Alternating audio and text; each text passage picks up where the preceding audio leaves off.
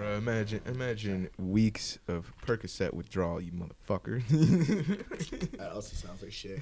Yeah, it's like. Well, I used to drink cough syrup. Dude, Imagine cutting weight. I was like throwing up nothing but bile, like just yellow liquid, like no, because I couldn't eat anything for so long. Pretty raunchy. Yeah. Yeah. And dude, that's how I lost all this weight again. I was skinny, and then I got really fat, and then I had a little slip up, got skinny again, and here I am. Hell yeah. It's amazing. It's amazing. Rolling? Yeah. Cool. All right, you ready to set it off? Yes, Okay, sir. we're going? Yeah. All right. All right, welcome to the Allwired podcast. I'm your host, as always, Logan Rodgers. With me is my co-host, John Doe. Yes, Today sir. we have a very special guest, well, two guests. Trevor, the bookie man, Boswell, and his buddy Paul. You got a nickname too? Not yet. Not We're yet. working on one. We're working on We're thinking the cockroach, man. Can't get rid of him. He'll survive anywhere. That's the. He's like Nate Diaz, man. If his fights never had a time limit, the man would never lose at 45. Tough dude. All right, well, I mean, let's get right into it. John, you got some shit already written down, so, and I know you like to get going, so I'll let you start it off. Well, let's right off the bat, man. We got addressed UFC 282. Y'all watched that last night? Yeah, it's fucking awful judging. Yeah, it was for sure, truly man. terrible Let's start judging. off with that. How do y'all feel about a fight that's supposed to be a championship belt fight? It was for an interim title, and it ended with a draw. It's the fifth time it's happened in the UFC. So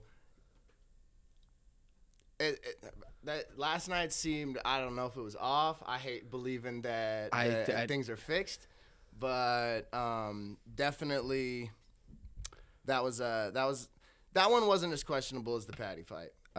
Bro, man, I really thought he lost, and I liked him, and I wanted him to win. But that one was dude. fair. A lot of people were saying that was a boring fight, but man, Jan was working on that. He kept cracking those shin kicks. He kept going shin to shin. Oh yeah. He knew that the Uncle Liev, he knew he was gonna continue checking him, but that's that I'm tougher than you game. And it's like people get good at kicking. If you know you can play that I'm tougher than you game, you start cracking shins. That's not a fun feeling. It's not a fun feeling getting hit in the legs. Yeah, and I'm pretty sure it was one ref with one bad round. Mm-hmm.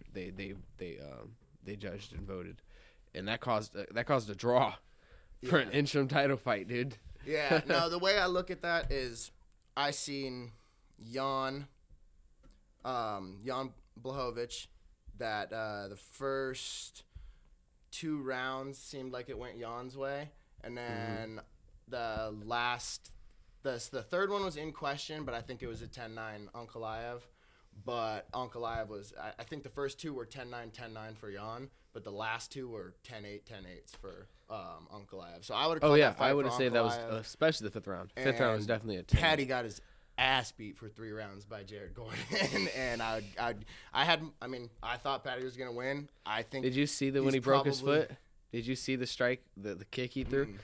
You two were the one who told me. You were like, I think you were the one who told me that if you kick somebody and you kick them in your knee, every time you kick them in the knee, doesn't matter where you kick them at, in that knee, if you hit them in the knee, your foot's broken. No, but there's definitely spots like elbows are hard parts of the body too. So if you're throwing body kicks, like he's good at it because he's got the long arms that kind of drape down. So I try and avoid throwing body kicks at him because I'll end up. I kicked one of our guys in the leg today, and I'm still feeling, or in the elbow today, and I'm still feeling it. Like just right. It was a front kick with my toe. My foot's been swollen. Dude, yeah, it's got to feel like kicking a bat, right? Like taking a bat to the shin. Well, yeah, you look at it. That's how Connor broke his leg with Dustin, man. Especially he with kicked a foot, him right in that a elbow. Foot, you can't tell if it's a break or a sprain. Yeah, because there's so many bones in your foot that you'll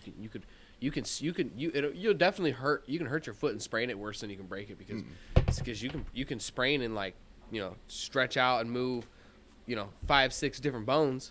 Yeah. And they're not even broken, but your whole foot's gonna be a balloon. You ain't putting no shoes on. Yeah, you want to kick generally with the bottom of your shin, like it's the end of a baseball bat, right before you get once you hit that ankle bone, it starts getting soft, and there's a lot of little parts in there. You want to kick with the bottom ankle bone up like 3 inches is generally where you want to land, and you can The sweet that's spot. that's the end of the bat, man. You swing the bat. That's the end of the bat. Sweet spot right there. But yeah, you will end up catching, like, if you catch an elbow right in the soft spot of like the top of your ankle, man, your foot's gonna blow up for a few days for sure. Lately, we've been playing around with blocking the head kicks with the elbows, so that's been interesting guide too. it there, so they throw like the head kick. Not a lot of people throw. There's different styles of throwing kicks, and you kind of develop your style throughout learning like the traditional martial arts. A lot of people, come up and over, and they throw the kick like that. A lot of people just come straight up, and especially for those people that come straight up, you can kind of put the hand there and guide them to shin right on that elbow, and you can make defense offense. So basically, you're like trying to throw those elbows, so then that way when like they're or block with those elbows, so then that way they're getting fucked up at least if they do hit you. you. Not like Yeah. absorbing it too. You kind of. It's like a pick six. Yeah, same with the like a shin check. It's gonna suck for you both. Yeah, but at least it's both you rather than just you. Yeah. If he goes to crack your leg, and it's not like a fade back and just check it thing. If you're good at a shin check, a lot of people are gonna buckle down and then turn it out, and you're just gonna crack them on like solid leg, and that's how a lot of people's legs get broken. Or you can like hop into it and really shut it down before it starts coming around. But when that guy cracks your shin, he's gonna think like next time, every time he goes to crack that shin, he's gonna think like, that pain. He doesn't think he's thinking about it, but it's in the back of his mind. Like that first one hurt, so he's gonna be more hesitant. So you're playing mind games. You're programming people when you're like fighting, sparring, all that. Like you set up patterns, you change patterns, you change speeds. It's like an interesting, violent game of chess. Yeah, I had a really dumb question. Earlier when you guys were like talking about the like weight cutting thing. So when you go and like weigh in, and you said you have to be 170 for this next one or whatever. Yeah. I fight when you go in, like, are you like, do you have to be like exactly 170? Are you able to be like a pound or two? So they give you a pound allowance a lot of the time, unless it's a championship fight. You get no pound allowance. But so yeah, you got to be exact. Yeah, you got to be exact. Much. And I'm a person who cuts a bit of weight, but not too much. There's guys at 170 that cut down from like 205. I cut from 190. 195 is usually like the beginning of my camp. Then I start sitting around 182 through camp, and then that last week is like that last 12 pounds, 10, 12 pounds is coming off. And there's different, like, we use different methods for that. Like, so the first, if I say I'm losing from 190 in this camp, I'm going 190 down to 170. I'm going to lose 10 pounds over like 5 weeks or so, and then I'm going to kind of sit at that. So it's a slow process, but then that last week there's like a water trick. It's water loading. And generally when you're eating that little and you're like slowly starving yourself to take that fat down, you're in a bit of a deficit.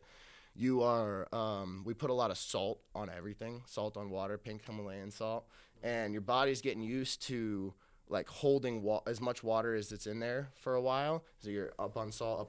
You ever tried cobalt salt? Cobalt? It's blue. That blue sounds. salt. Let him finish. No, you pink salt, and your body's getting used to holding all that water. Yeah. So you're depleted. We're training three times a day, like anywhere from 4 to 8 hours a day. It's exhausting. You just start getting real skinny, and you get dialed in though. Like your confidence starts coming through the roof, especially towards the end of camp. But that last 5 days, you take it very easy. There's not a whole lot of training going on. You're mostly like going, shaking out, getting loose, just staying warm and loose. You don't want to take it out of yourself because you got to cut a lot of weight, and that already takes enough out of you. So the last 5 days it's called a water load. On day 5, out from weigh-ins, not from the fight. The weigh-ins night before the fight. Day 5, it's like 2 gallons of water you're drinking, and it doesn't seem like it's that hard. But when 2 gallons? Oh, I know. 2 gallons of water, like throughout the day, you're pissing like every 20 minutes. Yeah. I drink a gallon a day already. Like regular, I drink a gallon a day, and I'm already feeling like I'm. And that's pretty way normal. too much. Yeah, that's pretty normal. Like gallon a day, but once you have 2 gallons a day and you have to like kind of force it down, it's pretty bad. It's awful. But that's really only day 5. Day 4, then you're doing about 1.5 gallons. What this is doing is it's like overloading your kidneys to process a bunch of water. So day 5, you do 1.5 gallons, still a lot, right? Or day 3 or 4. And then day 3, you're gonna go like 1 gallon, Day 2 is like 2 water bottles, and then the last day, depending on what your weight's at, you basically just have sips of water to keep your mouth from drying out real bad. And you cut all of the sodium the night before the cut.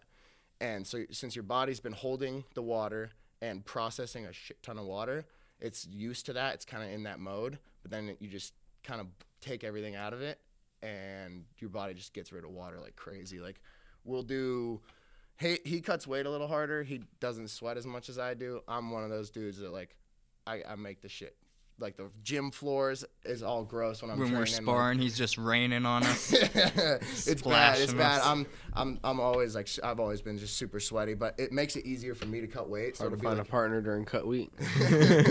Yeah, no, I just sweat like that all the time, man. But when we'll do, like, a sauna a lot of times. And we're doing a lot of cold baths that week because you get so sore from being depleted and working hard, and you're starting to try and recover. So we do a little bit of ice baths, but not near the last day, because if you're that dehydrated and you even hop in the shower, your skin will suck that water up. So that last day we'll hop in. He takes like 4 to 5 hours to cut 10 pounds. I take like an hour. Like, I hop in the sauna, do 15 minutes, get out for 5, have a little cool down. And then that's the first. Do you hop on a bike? No, I don't like to, like, exert myself trying to cut the weight, because weight cutting is already so awful for you. Oh yeah. Like, and that's why I don't cut a lot of weight, because I don't want to suffer performance. Mm-hmm. I'd rather not be the biggest guy at 170. I'd rather be faster and have better cardio. So what's your key to recovering that weight loss after you've made weight? That's also like a whole science. You get down to weight, and as soon as, because you can do it a lot of ways, but sometimes it's bad. You don't want to be sluggish. Oh yeah, if you go too slow. quick, you're gonna make yourself sick. You're gonna be super, like, slow the next day. You're gonna feel backed up.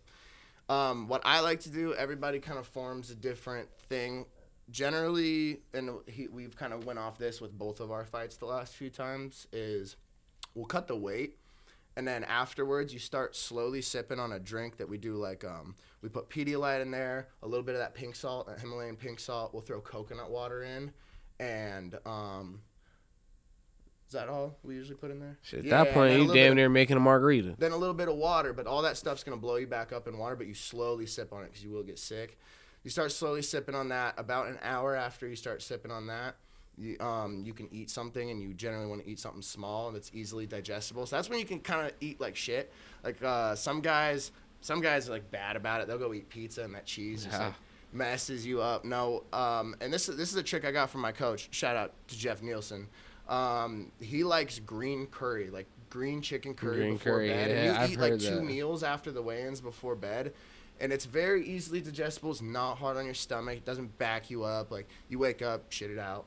And then you eat probably 2-3, like, snacky meals. I like to have something right before the fight. I always like a bar of, like, 75% cacao dark chocolate. And then I like the little honey biscuits that we had last time. I'll probably do that again, because I felt like I had good energy, good snap. But, yeah, you got to do it very slowly and carefully. Like, you can't just go crazy after the weight cut. You got to wait till after the fight. And then even then, after the fight, you go, like, crazy a few nights. Your digestive system is fucked for, like, a week. You're getting burgers, you're slamming beers. Because the best thing about your bowels is to eat regularly. Yeah. Your body gets familiar with something, it gets used to processing. Yeah, yeah. Well, yes and no. Like, well, that's how we cut usually, is we eat 6 meals a day even through the cut. because, like, humans in general aren't actually supposed to be eating every single day. Whoa, I don't know about this. No, we aren't. We actually aren't. So, well, it's every day, but what you're saying is there's accuracy to that. But that was like, we used to only really eat once a day, or when they got food. So, like, the science behind it is, like, way back, humans, we didn't eat every day. Like, we only ate, like, every couple days. We would go. Can't store meat either. Yeah, I know, but you can go weeks without food, and sometimes we did. And not only that, but when you starve yourself, you get into this heightened state where, like, your senses are heightened, and you can hear things. You're more alert, specifically because you're hungry. And there's a whole, like, tribe in Africa that, like, specifically does this. And there's been people that, like, study them and stuff. And then not only that, but fasting in general. So, like, the cells in your body, like, a lot of them are healthy, right? But some of them are, like, dying and disgusting, and they're basically, we call them zombie cells.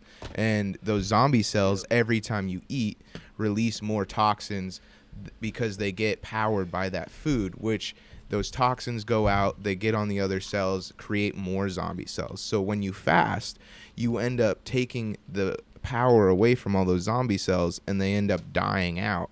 And so it's actually, to help you live longer in general, it's a lot better to do fasting. If you're eating too much, and think about it, if you're using the bathroom too much, you end up getting like built up feces in your lining of your. That's even if you're eating once a day. That's just normal. Like people, yeah, and that you're right. Fasting is good for athletes, like especially with what we do. We train. Like we go strength train every morning. Like I work 4 a.m. to 8 a.m. I work a part-time job. I get off, I immediately call him. We shower up, go over to the Alaska Club, and we're immediately doing like strength training, explosion training. And then after that, we'll do like 30 minutes of swimming or so, just for nice cardio. It helps really build up a lot of those like resistance muscles. Helps you bulletproof. Like right now, I was coming back from a shoulder injury, and it's been tremendously helping with that because you constantly like have resistance, but it's not hard on your shoulder. Did you get that injury during training? Yeah, I got that injury at wrestling practice. Okay, I was gonna ask. Colton Pardoon, man, was that kid's a monster. Worst? Is that the worst injury you've ever had during a fight or training? No, I've torn up my knees pretty bad before. This one, and this is the shoulder that's hurt. This shoulder's had complications before.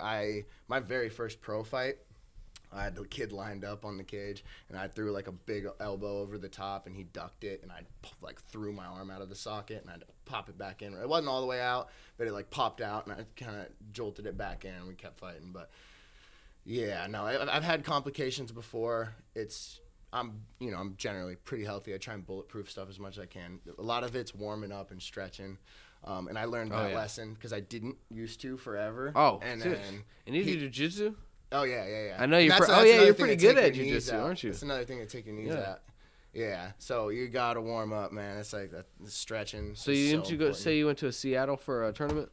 Yeah. Yeah, you didn't go that one. No, I missed that. Yeah, we just went to Seattle for a tournament called Revolution. I've done it before, and last time I think I won first in my divisions, and then this time I went down in a different division, blue belt division. I don't compete a lot of like traditional jiu-jitsu with the gi.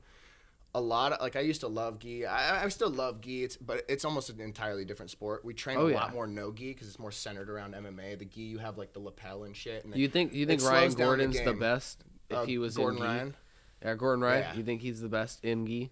I think he's the best jiu-jitsu practitioner out right now, for sure. No matter what, gi. Yeah, because you have to. The gi that's a hard question. You said it's a different sport. I mean, I don't know nothing about jiu-jitsu like that. So no gi is a lot more fast-paced, and you don't have the grips to slow you down. It's easier to get out of positions, but there's less that you can do. There's less like in the gi, you can choke people with their own gi. You can use lapels to get sweeps and stuff, and it's an entirely different sport. If you watched and that a lot of people say gi is a lot more boring because it is a lot more slow paced. Like it's hard to watch gi if you don't practice jiu-jitsu. You don't know what they're doing. It's like these dudes are just like cuddling around on the floor. It doesn't really make sense if you don't know like what exactly they're doing. I would say it's more chess. But no gi's like a mixture of wrestling type shit. Well, like you're trying to get out of somebody trying to choke you almost every couple of seconds. Yeah. Well, yeah, there's Without a lot gi. more scrambly for sure. It's just a faster pace. You don't have I can't grab the lapel looks almost like a flannel. I can't grab this in no gi, right? We're like clubbing the head and wrestling to get down. Some people butt scoot, some people are guard pullers. It's like half. You got less than half less moves. Yeah. No, it's there's a lot less that you can do, but it's like I said, it's almost an entirely different sport. I find no gi a lot more fun to watch, and I think I'm better at no gi because of my style. I'm very scrambly. I'm an explosive athlete. Like I get off better. Teddy Roosevelt was he was a black belt in Japanese jiu-jitsu. I didn't know that. Yeah, I didn't know that. Way back in the day, back when that was the jiu-jitsu. Yeah. No, Brazilian jiu-jitsu is a fairly new sport. Do you know what the difference between that? So like everybody knows about what? everybody knows about Brazilian jiu-jitsu, but a lot of people don't know that it's Japanese jiu-jitsu. So it started as Japanese jiu-jitsu, and then the Gracie family, they basically developed it. It was, and then it's called the gentle art. It's not very gentle, but it is. You can get away with the reason they call it that. At least my interpretation of it is you can get away with being a lot smaller guy and choke a lot bigger people out. Like he is a 145er in Brazilian, and right? I've seen him ball up 260 pounders that don't know what they're doing. Yeah, in Brazilian, right? Huh? In Brazilian, right? In Brazilian. Talking about Brazilian jiu-jitsu. Oh yeah, in Brazilian jiu-jitsu. Yeah. So Japanese jiu-jitsu's been around for ages. Mm-hmm. The Gracies took that and they made it 1,000 times better, like 1,000 times more. It's the most complicated combat sports genre there is, for sure. Like I've been striking just as long. Jiu-jitsu, there's a reason it takes like 20 years to get your black belt, because there are so many different millions of ways to do millions of different things. Like there's an option for each option. There's an option to every reaction. It's crazy. It's like, and then you can never learn everything. You just have to you learn what works for you. You create your own style. And like he's got a funky style of jiu-jitsu, but if he's on his back and he puts like a triangle on you, you're fucked. He's got these long ass legs and he knows how to like cinch together a triangle. I was gonna say, dude, he looks like one of those Dagestan motherfuckers, dude. He looks like one, just a little pale. He's been in the north too long. Yeah, and you're from Ketchikan. Huh? Yeah. Yeah, I was thinking about it. I was like somebody tried to tell me, Arab people aren't really tan. It's just they're the sun. And I'm like, whatever. And I'm like, okay, so you're telling me if one of them grew up here, they would just look like what, Abraham Lincoln or something? Actually, yeah. You think so? You really think so, bro? You think it's not a genetic thing? You think that how many Arab people you know? Motherfucker, it's an evolution thing. Yeah. It's their people lived there for so long that over time, through evolution, the skin developed more melanin. It's the same with Africa. Yeah, but but think about it though. That's what I was gonna get at too. Also, it's a weird question about like evolution and human history. They say like, we came from Africa. I believe we could have, right? But I don't know if we could come from Africa at the time when they say we did. Like you're telling me we went from being really dark skinned 6,000 years ago to now? Man, no. I had no idea about no. that. You know what I mean? No. That's what I'm saying. I think there's been people around way longer than the Ice Age. Way longer than the Ice Age. No, it's because like they say that we all came from Africa, but then we moved. So those that stayed. But that theory comes from only if we were around after the Ice Age. The theory comes from evolution. Like everything is evolution. Yeah. But are you saying human life started after the Ice Age? That's the theory, though. That's part of the theory. I mean, I don't. To believe we all came from Africa is to believe we've only been around for 6,000 years. In my opinion, we came from aliens coming down here, fucked around, then they left, and then that's what it is. You never really know, man. Episode, this man always brings it back.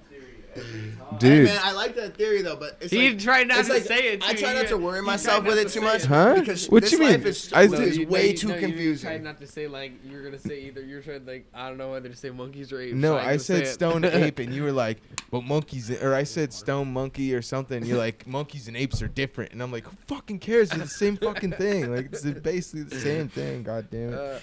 You're trying to put the same point across. Yeah. So back, like I think I got a little off track, but the like what you're talking about eating once a day. So a lot of people, it's hard to do that when you're training. Oh yeah. Trust Burning me. too much. I know it's the way that we eat to cut weight, and this would probably surprise a lot of people. I work with a professional nutritionist. His name's Jim Seifert, Giant Killer Fitness. He's awesome. We've been working together for like 2.5 years. The dude knows his shit. He writes out my programs. Like I don't have to do nothing. He tells me what I get to I got to go shop for, all the amounts of everything, and then we'll adjust it as I get through camp, or like if I want to maintain, if I want to gain weight. But all of it's very simple and it's cheap. Like I spend $80 a week on groceries. And I eat 6 meals a day. But when you eat 6 meals a day, you're eating every 2 to 3 hours. You really gotta like be vigilant about it. It is hard to do. It's a total lifestyle change, but you have so much energy all the time when you're training. Is like if you're eating like that, it'll help you cut weight because your metabolism just catches on fire. Like you're feeding your body every time it's done processing something else, so it just continues processing. If you're eating clean, it will make you lose weight so very quickly. Especially if you're in a little bit of a deficit, and you don't kill yourself, but you do a little bit of a deficit. You're not a vegetarian, are you? Fuck no. Dude. So, but do you believe You know that? how much steak I Do you eat? believe that vegetarians though that it helps with like the inflammation? Got a caribou this year. See, no, Damn, good. See, I think like there's truths to it, right? Like obviously, if you're eating enough vegetables, enough greens and stuff, yeah, like it's gonna help you. Nope, I think But that's bullshit. no, I think I'm saying vegetarians obviously, Rashad I'm Evans saying tried to obviously say, oh, you that's should his- eat There's meat quite a few too. fighters that are vegans. This Well, is no. a big. So this No, is no, the no. big problem. No, shut up. This is the big problem. I was talking. You interrupted. It got Go him ahead. going. Everybody's cutting me Go off. ahead, I didn't dude. get to finish what I was saying. But and now I'm like forgetting what I was even saying. Stone Date. No. But no. I wasn't saying that like I completely agree with vegetarians. I'm saying there's some truth to eating a good amount of vegetables. Not only yeah. vegetables. Like absolutely. Balanced of diet. course, I'm all about meat, dog. I love steak and all that shit. Dude, if I could only eat meat, I would be on the carnivore diet. I love meat. But I think there is like like truth to your question of like the veggies helping. Like, yeah, I think if you eat a good amount, and I think most people don't eat enough. Like, but obviously you should eat like a shit ton of meat too. Well, they're because we're omnivores. Like we're meant to be omnivores. Vegetables when you got testicles. What is that? Liver King said that or something? Yeah. Oh. was No, a lie. but Rashad Evans. What time are we? Apology. What time are we at, bro? Yeah, we gotta finish. Like we gotta wrap. Take this a up. break. Yeah, break. Soon. So, Yeah. No, in like 2 minutes. Okay. Cool. Yeah, Rashad Evans, that dude, he was like, Monster. this is my theory to come back. It was like 2 years ago. He had a fight coming up, and he was like, yeah, my secret coming back into the game, my key into coming back in the game is becoming a vegetarian. So I've been eating vegan for so long, and it helps with my inflammation, this and that. Man, that dude ain't want to fight since. I mean, he's gotten older, man. He's- You he's- look what he yeah, did, though. he was You a look what he did legend. in the UFC, and he was a smaller Hall of guy in his Famer. weight class. Like, Oh, I don't think he was Monster. cutting much weight. no, he wasn't. He No, was probably really cutting wasn't. He was 5'10". guys like Colby. 5'10" I think, pounds. Colby's personality. Yeah. But he's a hell of a fighter, and he cuts almost nothing. Like, he cuts Probably same amount as I 5'10", do. yeah. No, he Dude, cuts like down from 180, 185 at the highest. He cuts barely anything, but it works out for him based on styles. All right, let's wrap it up for a break real quick. Yes, sir. It works for longevity too, man. Did you want some more? Cognac. Did you want some more of this? Paul, did you want to try this? Oh, I'm good. You sure? Got some Yeah, vodka, 6 man. weeks It's no out, calories, fun. man. This is more fattening. I This like is how they've been trying to get you guys to take a shot of that. You're like, I- I'm 6 weeks. You know. Hey, man, any other time, though. Like, I seen like getting Trevor down a hit- little bit. I seen Trevor hitting this. Yeah, video. Yeah. dude. Yeah, when we had Trevor over at John's place, he was Yeah, I was still 9 weeks out, so we were good to go. yeah. No, we- but no, when you get about 8 weeks, you start getting real serious. yeah, no, makes sense. You ain't gonna be like MJ. MJ. You ain't like MJ, bro. Michael Jordan? yeah, Michael Jackson? flying. talking Yeah, Which one? the one with the shoes. the one who's fucking kids or fucking basketball. fucking basketball players. fucking basketball players in the paint. And from the mid range. All right, but let's get back into it. Okay. Yeah, we're back from the safety meeting that we had to. The boys are back. For a second here. But we're back with Trevor the Boogeyman Boz, his boy Paul, and Paul the cockroach. We don't know about that. That's Well, not. no, we're working it's on not it. coined. It's not coined yet. And John Doe over here. All right. So, dude, you have a fight coming up. When is it? January 20th in Palmer, Alaska, at the train depot. Fighting for Ace. I had my first professional fight with them. January 20. Plan on staying healthy and then fighting in maybe May. And then after May is here in Fairbanks at the Carlson Center. Don't want to miss it. Bunchy missed it last time. And I put on a show. Where were y'all at, man? Where were y'all at, man? No, it was good. It was packed in there, man. It was a great crowd. Dude, dude, yeah, my parents said they saw you, dude. They sat at our table, man. Dude, yeah, my stepmom. She showed me the picture. She's just this little short old lady with just big old Trevor, and he's all sweaty. I made her do a fight pic. With me. Yeah, it was great. Yeah. I think they bought me a few shots after my fight. I'm sure they did. I was kicking it. Yeah, it was fun. It was fun. After the fights, you catch me after the fights. That's when we party. Yeah, that's the only good thing about like you fighting and you're not the main event is you get to have a couple drinks and watch this fight. Yeah, you get to have a couple drinks and watch the fight. You know. Oh yeah. Especially if you win, you're feeling good. You know. Yeah. If you lose, you're trying to. Dude, so how confident are you going into this new one? You just know you're gonna win. I mean, there's always you always have to respect everybody. Of that course, you're gonna fight. Like you definitely like. You're gonna be confident, but that comes with like the way that we work. Like I know that I'm in there working my fucking ass off. Like we're doing 6-8 hour days. We're doing 3 days right now. We're doing strength training in the mornings, swimming, going to striking practice, and then going back for either like tech work. Or and who's the guy that you're fighting? Well, we won't say any names. I got the card. I'll post it on. Well, I was just gonna say, hey, better be writing all this down so that way you fucking know what you're dealing with. Man. We should all take a trip to Palmer, man. No, we're working. He's a strong wrestler. You know, I respect the wrestling. I'm a strong striker, and I got good grappling. Your skill set though, and some of your specialties are exactly what you need to counter that. Yeah. So right now we're doing a lot of like takedown defense work, stuff like that. Just getting prepped, getting ready, man. I'm excited, man. I'm ready to fucking go. So you said the wrestling. So is like this guy that you're facing obviously more of a wrestler? Yeah. He seems like a very good grappler. He's competed against one of my teammates. Are you slightly worried about that? Because I know you're more of like a stand and bang kind of guy, right? I mean, I've been doing grappling just as long as I've been striking. I like to strike. I prefer to strike. But if it goes to the ground, I'm confident there too. Okay. But it's constant work. Like I just know we're working, so there's no. Yeah. So you have to respect. Like you were saying earlier, bulletproofing, right? Like you're making sure that you've already lost, bro. Because then who was it I seen who in the UFC card? Who was it? That guy who came in last second. Mm-hmm. Who was his first main card fight? Who was that guy? I forgot. Muno or.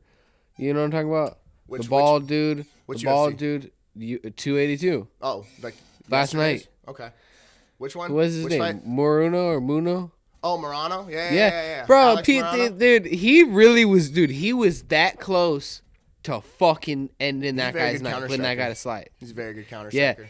Yeah, he had what that guy wasn't ready for. That's the thing, is like shit, it's the one sport in the world where like anything can happen. You've seen like Leon Edwards just knock out Kamaru. You just seen Izzy lose to Pierre after he was whooping him for Leon Edwards, rounds, bro. Because both of those 4 do rounds. Do you think that's that Leon Edwards getting the belt puts Buell Muhammad closer to being able to get the belt? You've seen that fight, right? I mean, that's a good division. If you like Leon Edwards, you know that fight. That was only last year, right? 2 years ago, right? Leon. Leon's like one of my favorite fighters. Yeah, you see that though. Buell was up on the scorecards. Mm-hmm. 2 rounds in a 3-round fight. Kamaru was up on the No. I'm talking about when Buell Muhammad fought Leon Edwards on his way to get the belt. Somebody had called out on their fight, and he picked that spot up, and fought Leon Edwards and beat him 2 rounds on the cards. And I think it was in the 3rd round or in the 2nd round, at the end of the round, he kept poked him twice, and they called it a no contest. Yeah. After he had been warned twice. Shit happens, man. And he couldn't fight no more. His eye, he had to go to the hospital. His eye had a cut inside the eyelid because you see it in the fight. A lot of people get underneath detached. the eye. Why are you coming in there with your fingernails like that, bro? It's not necessarily the fingernails. They should have a professional. They should have a professional. It's not the fingernails. Manicure guy do their nails. Yeah, it's the fingers in a firefight. Like you go to range and you go to push somebody away. No, but I've seen his fingernails. His fingernails were literally about like, I'd say probably. You know what I'm saying? Yeah, this motherfucker does that at practice. It'd be like I'll be telling him like, You need to cut your nails. That's what I'm saying. Do you think UFC makes enough money? They should have a manicure. Well, again, though, a professional manicure person. Not really would it not help? Maybe a little bit with the cuts, but like those guys get detached retinas. Yeah, you get poked. No, I'm talking about something that happens. like, and if you wear those gloves, you would understand. Like when you're fighting, your hands are open. I know exactly what you're talking about because I remember the Pride gloves. You didn't see a lot of dudes grappling in Pride, bro. Because of the gloves. Yeah, well, the sport because the way the gloves were like this, how it is and now I think the gloves at least need to be like this. At least need to be like this. Well, yeah, but those. They so pry for your you to hands do this, open. you have to. For you to do this, you have to extend. You have to push, resist. No. You don't think so? No. So if you wear, like I said, those 4-ounce gloves, if you're wrapped up real tight, like a professional wrap job, which our coach wraps our hands, and he's amazing at it. You feel like you got bricks on the end of your fists, and it's deadly. Like you feel like. It's a cool feeling, like when you're like, oh, and that's when you really get in. I get into it, like, oh, all right, now. Like, yeah, because you're like, I got some fucking weapons right here. Those little 4-ounce gloves over, and the way that, unless they're like very broken in, which a lot of these smaller promotions, they let you wear your own gloves, but when you get to bigger promotions, they provide you gloves straight out of the package, and so they're very stiff and they pull your hands open. They're actually hard to close a lot of the time, and you have to kind of get like sitting there and break them in for a bit. That's what I'm saying. I think they brand new should either come pre-angled like this. Oh, at least like this. Because they're coming in a box like that. Trevor you know Whitman's a famous coach, and he was a very good fighter. He's Justin Gaethje, Kamaru's trainer down in Colorado. All those guys, they all work with him, and he designs gloves, and he makes these Onyx gloves. And I guess there's like this thing about that he has like a what do you call it? Like a blueprint for these gloves, and they like showed the UFC, and the only thing is like the UFC wanted to own them to start using. I know exactly what you're talking about, bro. And they were much better for people's hands. Yeah, I seen those. I was like, I wanted to hear the story go on before I was like, I know exactly what he's talking about. But yeah, bro. I seen those gloves, and those gloves could literally save. Like, think about it. An eye poke could end a guy's career. Yeah. If that nail went into the eye, it's fucking over with, dude. Michael Bisping would say otherwise, but that's a gangster move, man. You know how many fights he fought without an eye? He had a fake eye. While fighting, I thought he just couldn't see and he waited to get it removed. No, he had to, like, and he lied. Don't quote me. I might be wrong, but I'm pretty sure. Like, yeah, he had to like pull some tricky shit to like get around the. It's like a driver's license, like a fighting license. Well, you have to. You can't legally defend yourself because you're legally disabled.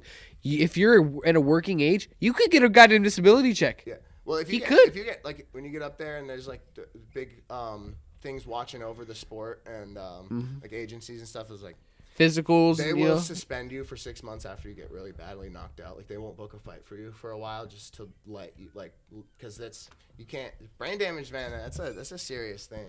Yeah, because I was trying to. I hit up whatever. I hit up. I think it was the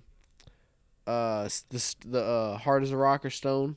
Solid as a rock. Solid as a rock. Yeah, I hit them up trying to see if he was fighting, and they were like, "We don't book him that far out," and it's because. And I'm like, okay, shout out to Melinda and Scott. Part of the awesome promotion. Yeah. They are the 100%. They're awesome. I like them, bro. I love their fights. Their fights are packed, and they got the hype shit going on. In a world where promoters can be pretty skeevy, they're pretty awesome to deal with. Like they look out for people. That's good. So. I like to hear that. Yeah. That's good. Shout out them. And I was like, yo, is Trevor gonna be fighting? And they're like, yo, we don't know how, we can't book him that far out. And then I'm thinking about it, and I'm like, booked, but that's the plan. And with you saying that, it helps put it into perspective because with the fights, you got to get a fighting license to fight professionally in that state. Not in Alaska. We don't have a governing body. Well, not in Alaska. We're not. Yeah, we're not really into that entertainment. We're not into the entertainment business. There's no like commission up here. So like nobody really even goes and signs raps. Nobody checks all that shit. Like people in almost every state, you have to get to get like your blood taken. You have to like get tested and stuff. They don't do that here. Do like no, none of that. Literally any old Joe can come fight in Alaska and like not have any training. And it's considered a professional fight? No, not all of them. Oh, okay. Your shit, I was gonna say, bro. Some of them. I was gonna say your shit. You're not fighting trash cans either. Here. Well, yeah. I seen some of the guys you've been fighting, bro. Compared to the level that like fighting goes to, those guys were, I mean, trash cans. Yeah, well, I mean, Honest, I'm gonna bring up Curtis, guys. bro. I know for a fact, dude. Curtis, when it comes to like street hands out here, bro, Curtis is certified. What's up? Tune it down. Okay. Curtis though, he do be knocking a lot of dudes out, bro. Like people I know from jail too, they be saying I don't he want banging. to speak on that too much, but it was and, a funny. And to see what you did, bro, shows that there's a level to it. Oh, there's many levels, but know, no, those guys a don't. level to it. It's a totally different game, dude. Yeah. And like I don't want to speak on that too much, but When I met him, especially like names and stuff. I met him when I was in 6th grade, and me and him went to school right when I was in 6th grade, and he was a little older. I think he was in 8th grade because we all got kicked out of school. This dude knocked somebody out and threw him over a fucking ledge or some shit. I mean, yeah. Dude, yeah. I was but like, again, what the there's fuck? levels. There's like technicality to it, and there's ways to exploit, like, yeah. If you never like really trained in a actual martial arts gym, you have no fucking idea what you're doing. Yeah, who knows? He might be real good a fighter, but he's probably not in the gym. I don't know him that well. I know his brothers and stuff. To be honest, so far, and this is because it's Alaska. I plan on moving out, and I need to continue climbing the ranks, get into like fighting harder and harder people. This next fight, this is a good one. Like this kid's got skills. He's one of another. Is it the one you're fighting out of Alaska? He's a much better level than anyone I've fought. So Are you talking about the Palmer fight? Yeah. Okay, good. Man, we gotta go there, man. Yeah. What center is it gonna be at? What do you mean? What fighting place? Train Depot. I haven't fought there yet. The last time I did it, they rented out like the big Harley Davidson shop and had the fights in there. It was cool. It's like a small, intimate crowd, a few hundred people. I've been to their little hockey ring where they do like the roller derby and shit. I've been there for I forgot what it was, but yeah. Dude, yeah. Well, we could probably get Eric's. You have Eric bring us all in his truck. That's what I'm saying, bro. He's got plenty of room in the back to throw my bags in. No snow's gonna get into it. Too. Get a hotel. He's got a good fight too. We can get a hotel in Anchorage and then just in the same card. Same card? Yeah. Oh yeah, we gotta go, bro. Yeah. The 20. His opponent's locked in. My opponent's the 20. Oh, we gotta go. We're ready to go. We've gotta go. Going. Is the 20th a Friday or Saturday? Bronchi, you know you're going Friday. too, then. Oh, we've gotta go. I'll make it. If I've gotta drive right after work. You gotta do some filming. What time is it? You guys know what time it is? January 20th. Do you know what time it is? Go time, baby. The fight time. Go time. I'll take that Friday off either way. It doesn't matter, man. I'll take a whole, dude. Bro. I'll take all kinds of time. I'll take that time off. Like 6:30. Hey, you got Friday. Hey, 6:30, 7:30. Hey, you gonna pull up in the boogeyman bus and drive all of us?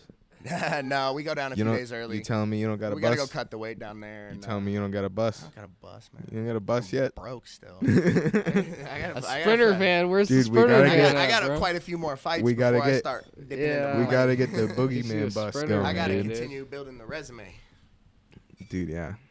Get a big old purple bus. Fighting better and better people trying, you know. But the best. That's what I want to hear, though. I want to see you fight good, great competition. You know, the guys you fight, like I said, I don't believe they're trash cans. But it's like if you think that they weren't the best competition you could have been fighting, that's what I want to hear. And then it's just hard to find. And then if you want to also fight, it's kind of been a while, dude. It's been a while because you're amateur. You could be fighting 10 fights a goddamn year. Oh, what? You know what I mean? Not saying like not you're not amateur, but you're not fighting what's it called? Like top level guys yet? No. You're not fighting big organization. For a big organization. So like Solid could be Rock's fighting. A pretty good one. We have a decent attendance I for respect like a local them, show. But they're not having a lot of events though every year. But AFC down in Anchorage, Alaska's always had a fairly good MMA scene. It's just a little bit smaller. But there's been guys that have come out of here forever. Like Lauren Murphy's one. Let's see, like that dude Euros Medichu, he came out of ABJJ down in Anchorage, and he's in the UFC right now. Dude's a monster. Jared Cannonier fought in the AFC. That's how he started. Is he fought up here in Alaska, and he just fought Izzy for the belt, and like that dude's terrifying. That dude's like the dark horse. But that's what I was saying though. Like when you're fighting locally though, you can't get as many fights as you want to fight. Right? Well, yeah. Well, you gotta. I mean, there's the ones that you smart ways especially to go about the guys it too. you want to space fights out a little bit. Like you want to be able to heal. Because you see how those Muay Thai dudes fight. Like how do the guy Rod Tang? Mm-hmm. He's 24, and he's got like 130 wins. Mm-hmm. Like, they start fighting when how they're do you like 6. fight, bro? professionally that long. Thailand, they start fighting when they're like 6. They a lot of times the parents will send these kids to these gyms and teach them Muay Thai from they're very young. You've heard that Tiger place, right? Tiger Muay Thai. So they can fight and send them back the money to continue living. So those kids basically like keep those houses running when they go fight, and they get very good at it. So it's not an option for a lot of them actually. But the one, and like a lot of them, all they know is to fight. That's it. Like Puka, Rod Tang. Would you say he's the best at his weight class? The best in the world? Because I don't think I see anybody beating him right now. You know, another really good guy, Jonathan Haggerty. I love his style. But Rod Tang, him fought, and Rod Tang won. And man, Rod Tang's good. He's a tough dude too. But when all you know is fight, you've done nothing but fight your entire life. Like I wanted to see him do MMA, and we've seen what would happen. We've seen what happened. You watched the DJ. Yeah, I got to meet DJ down in Seattle. I got a picture with him. Yeah, dude, he's an animal, bro. He's my goat. Like for that weight class, John Jones, best. Jones, and GSP. Those are my goats. I was just gonna ask, like, who do you have an all-time favorite fighter? Ooh, that John Jones fight's coming. So John Jones is controversial, but I will say he's the best at it. The way that he mixed it up and just like you gotta separate the best 24-0 record. You know? The best 24-0. But there's so many good guys. But like it's not 24-0. The first guy that really like put everything together like just flawlessly was DJ. Like DJ's a goat, man. Anderson Silva. Anderson Silva is like one of my favorites of all time. And I would put him up there and GSP. So that would be like my goat wall. Like that's the 4. That's the Rushmore, MMA Rushmore. Mount Goatsmore. Yeah, no, that's fair. Yeah, this chair is squeaky. Oh yeah, dude. We've been meaning to get WD-40 for it, and we just keep forgetting. Yeah. We were actually talking about that before you got here. I was like, fuck. Yeah, I was gonna see y'all. One of y'all over should have seen if they had it in the utility section. Get those little mini WD-40. Yeah, Paul, he's fighting his fight at weight class above what he actually fights at. He he's going asked up? for 155. He's fighting at 155. So what do you walk around I get to at? eat this month, so I'm not complaining. What do you walk around at? Right now I'm about 170, 171-ish. So I only got 15, 16 pounds to go. Not too bad. Yeah. It's not bad at Be all. an extra 10 if I was going to 45. That's what you consider healthy. You know? You can do 15 pounds healthy in this amount of time. Yeah, I consider that healthy. That's pretty fairly easy, even for like a smaller guy. 15 pounds overall. 15 pounds in a day would suck. But 15 pounds overall, like you do 8 and then do 8 in the water cut. That's simple. That's 3 weeks eating clean. And we do it a lot healthier than other people. Other people cut more water, but we like to diet. People will 24 pounds in a week. Starve themselves too. Yeah, people will. If they don't know what they're doing, they'll legit starve themselves. There's a science to it for sure.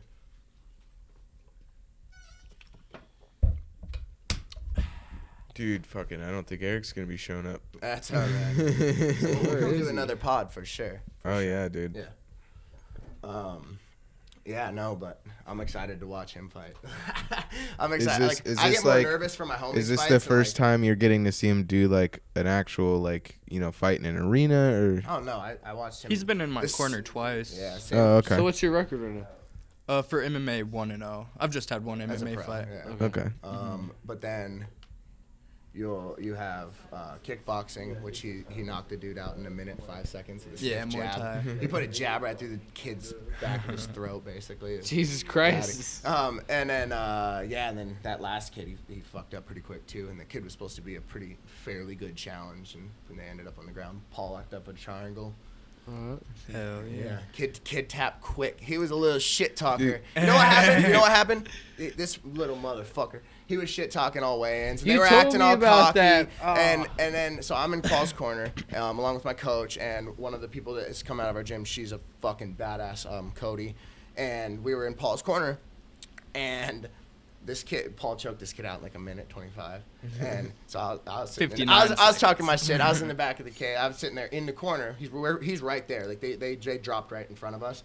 And I was like, that's what you fucking, I'm just spitting shit. I was like, yeah, you were talking all that shit. You just got choked out in a minute. Like I was just, fucking talking some shit because Paul won. And he turned over and spit in our faces.